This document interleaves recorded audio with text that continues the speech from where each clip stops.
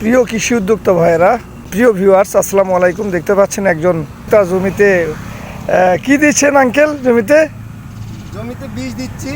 বীজ দিচ্ছেন, অর্থাৎ উনি ঘাস মারা বীজ। উনি যে এখন বর্তমান জিঙ্ক ব্যবহার করতেছে, একটা সিলেটের জিঙ্ক ব্যবহার করতেছে।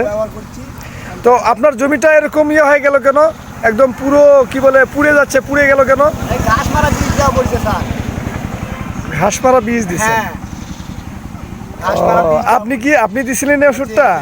ও আচ্ছা আচ্ছা আচ্ছা। শিশি একটা ছিল তো, জি, ভুল করে নিয়ে এসে দেওয়া পড়ে। মানে বোতলগুলো এক জায়গায় ছিল?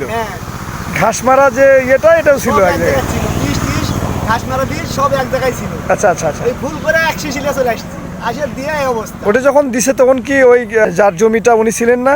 হ্যাঁ ছিলেন বাড়ি। উনি বুঝতে পারেনি? না বুঝতে পারিনি, পরের দিনে যে আমি বলে গেছি আমার বুঝতে পারছি। আরে আরে কি ক্ষতি।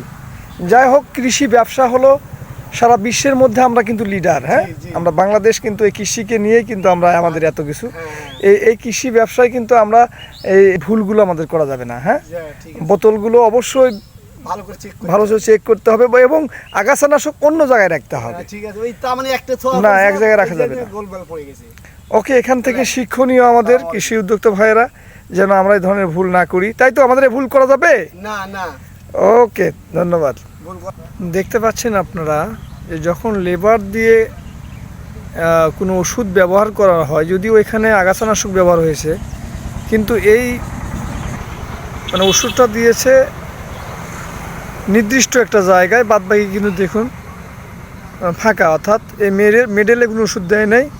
যেখানে ওষুধ দিয়েছে সেখানে কিন্তু ঘাস অর্থাৎ ধান মারা গেছে। তার মানে কি, এর ওষুধ দেওয়ার মধ্যেও কিন্তু ফাঁকিবাজি। তো এগুলো আমাদের কৃষি ব্যবসায় লাভ করতে হলে এগুলো বিষয়ে আমাদের সবাই নজর দিতে হবে।